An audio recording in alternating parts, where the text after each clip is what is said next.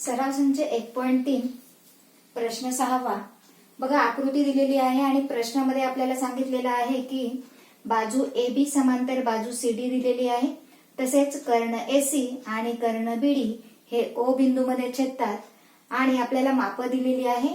AB चं माप 20 दिलेलं आहे, CD चं माप 6 दिलेलं आहे, OB बरोबर 15 दिलेलं आहे आणि आपल्याला OD किती आहे ते काढायचं आहे. तर बघा दिलेल्या माहितीवरून आपण लिहिलेलं आहे ते सर्व. दिलेल्या माहितीवरून आपल्याला हे माहित आहे की जर दोन रेषा समांतर असतील, AB समांतर CD असं दिलेलं आहे आणि कर्ण AC आणि कर्ण BD हे एकमेकांना O बिंदूत छेदतात, तर म्हणजेच काय, या दोन समांतर रेषांच्या या दोन छेदिका दिलेल्या आहेत आणि आपल्याला माहिती आहे छेदिका जेव्हा दोन समांतर रेषांना एखाद्या छेदिकेने किंवा दोन छेदिकेने छेदले तर तिथे तयार होणारे संगत कोण असतील, व्युत्क्रम कोण असतील हे एकरूप असतात. तर आकृतीमध्ये बघा या दोन समांतर रेषा आहे.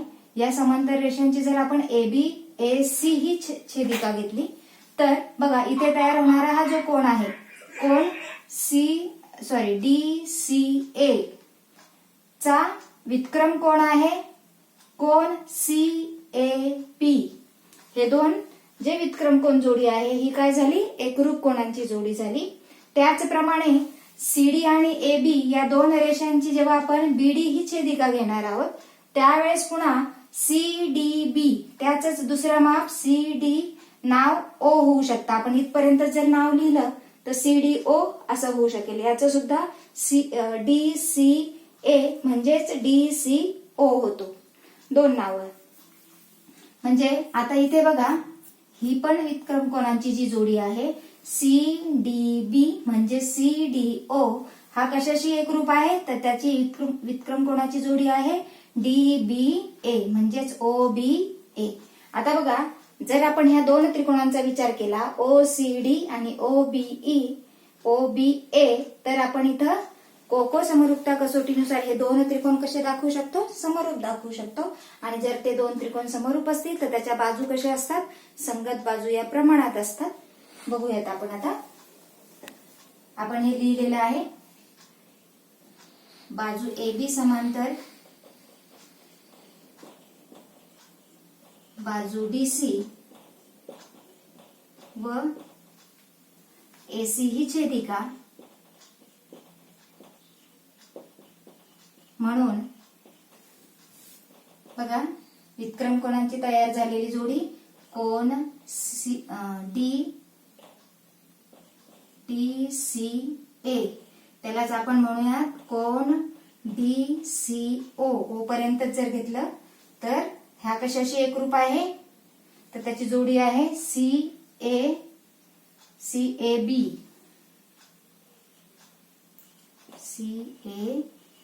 किंवा त्याला दुसरं नाव आहे कोण, आपण ऑब्लिक चिन्ह देऊया इथे कारण की बरोबरचे चिन्ह खूप होत आहेत, OAB. इथूनच एवढं नाव घेतलं तर एकाच कोणाची दोन नावं आहेत ही. कारण काय आहे तर व्युत्क्रम कोण.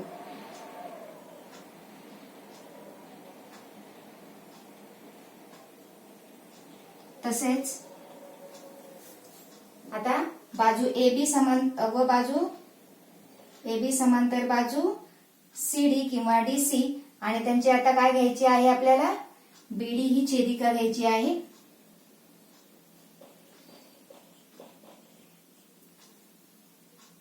म्हणून आता BD ही जेव्हा छेदिका घेतो तेव्हा आपल्याला ही कोणांची जोडी काय दाखवायची आहे तर एकरूप दाखवायची आहे. मग त्याचं नाव लिहिताना CDO असंच लिहिते मी डायरेक्ट CDO एकरूप OBA. कोण CDO एकरूप कोण किंवा आपण त्याला CDO ऑब्लिक कोण CDB एकरूप कोण. त्याचा दुसरा कोण आहे आता ABD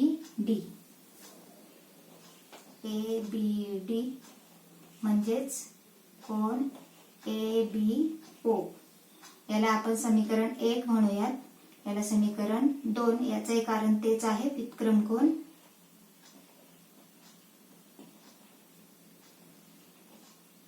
बघा आता समीकरण 1 आणि समीकरण 2 मध्ये आपल्याला हे कळाले आहे की या कोणांच्या जोड्या एकरूप आहेत. आता आपण त्रिकोण OCB व त्रिकोण OAB C संगत A घेतला आपण. OAB मध्ये काय होणार आहे, जर ते दोन्ही त्रिकोण आपल्याला समरूप दाखवायचे आहेत तर बघा हे जे आपण 1 आणि 2 म्हणालो आहे तेच घेऊयात आपण. कोण DCO OCD व OAB मध्ये बघा डायरेक्ट आपण समीकरण 1 मध्ये आपण दाखवलेलं आहे. समीकरण 1 व समीकरण 2 वरून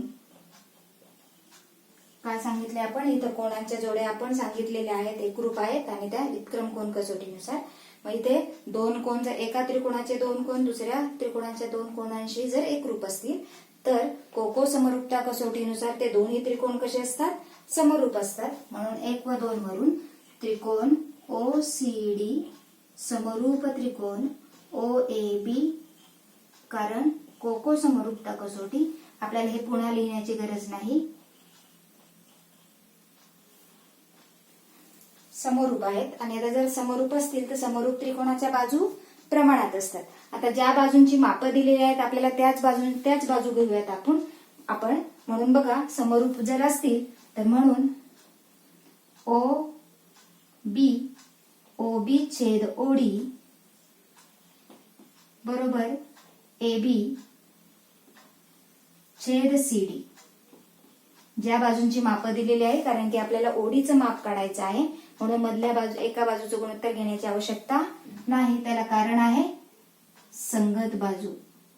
संगत बाजू या कशा असतात, प्रमाणात असतात.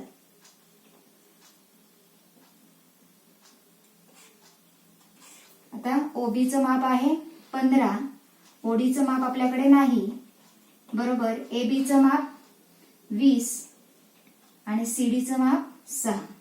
बघा OD तिरकस गुणाकार करू, 15 गुणिले 6 बरोबर OD गुणिले 20. OD तिकडे तसाच ठेवला, 15 90 भागिले 20, 9 भागिले 2 म्हणजे किती उत्तर येईल, 4.5. 4.5 बरोबर OD. म्हणून OD बरोबर 4.5 आहे.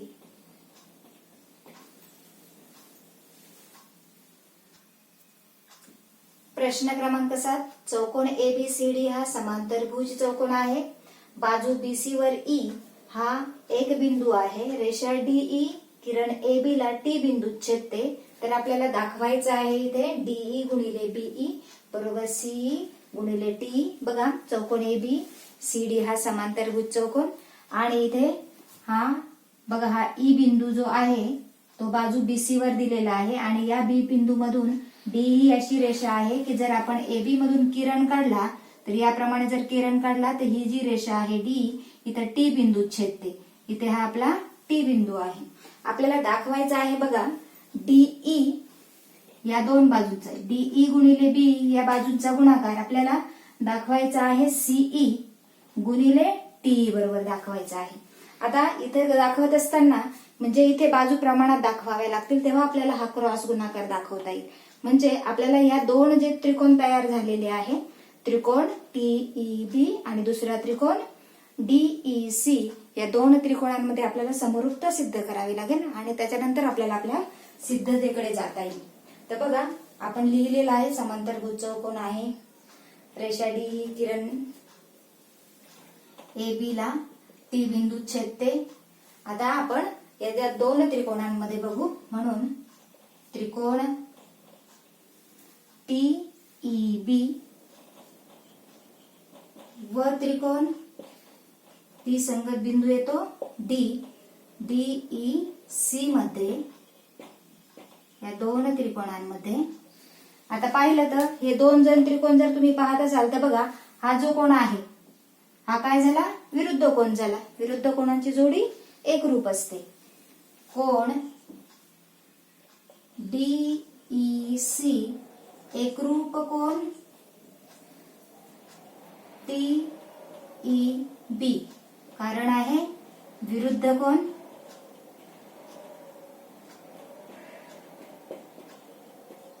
आणि आता बघा आपण या जर दोन समांतर बाजू घेतल्या AB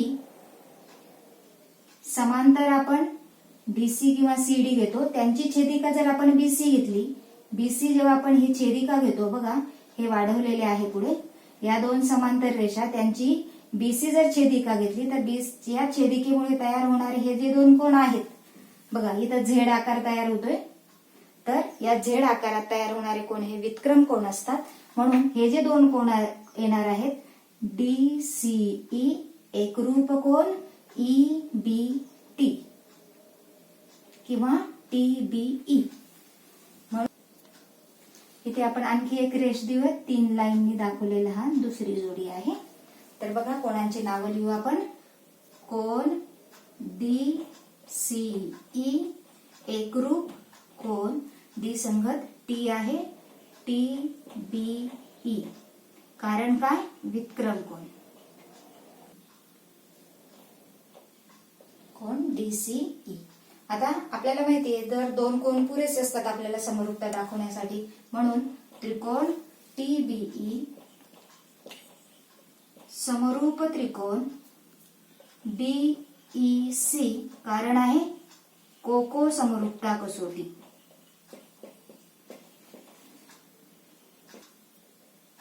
त्यावरून बाजू प्रमाणात असतात, समरूप त्रिकोणाच्या संगत बाजू प्रमाणात असतात.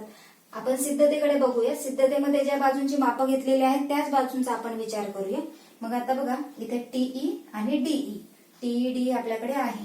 मग हा पहिलं घेतलं आपण TE छेद DE, जर आपण संगती योग्य घेतली तर आपल्याला इथेच मापे मिळतात. आणि दुसरं आपल्याला दिलेलं आहे BE, B म्हणजे EB किंवा BE छेद CE. तिसरी पण बाजू आहे पण आपल्या सिद्धतेत ती दाखवायची आवश्यकता नाही, कारण संगत बाजू प्रमाण समरूप त्रिकोण आहेत तर संगत बाजू कशा असतात प्रमाणात असतात. तिरकस गुणाकार TE गुणिले CE बरोबर BE गुणिले DE हे सिद्ध.